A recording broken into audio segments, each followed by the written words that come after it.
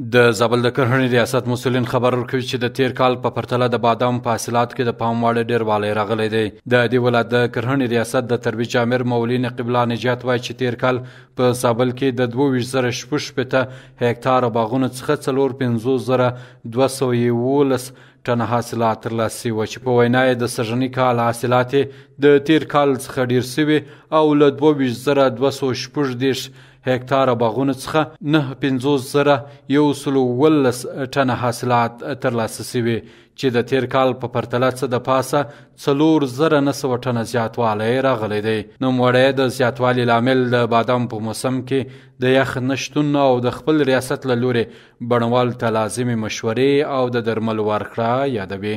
زابل ولایت کرنیز ولایت ته موږ په زابل ولایت کې د بادامو باغونه هم لرو، همدا رقم د جوزو باغونه لرو، همدا رقم د انګورو باغونه لرو. خلک مو هم لیواله دي د کارونو ته د دغه شیانو.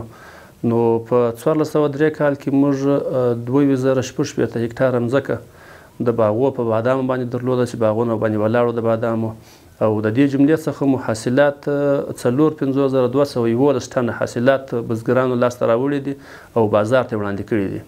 او په سږ کال کې 1404 کال ده، نو اضافه توب د هکتار هم سوی ده او دا رقم د حاصلاتو اضافه توب هم سوی ده. پر همدې مهال تجاران هم د سږ کال د نرخونو څخه خوښ دي او وایي چې د دې ولایت بادام بهرنیو هیوادونو ته د لیږلو ترڅنګ ښه داخلي بازارونه هم لري. کاغذي بادام خو اکثره تر ډېره حده پورې دلې په خپل ولایت کې غزني ته ځي، د غزني څخه بیا ځي خارج ته، او دغه سنګکي بادام اکثریت پاکستان ته ځي. پاپړ نامه په نامه باندې موږ بادام لرو، هغه هم دلې ښه بازار لري. تر نور کله سږ کال ډېر بازار ډېر وړل کېږي، و کابل و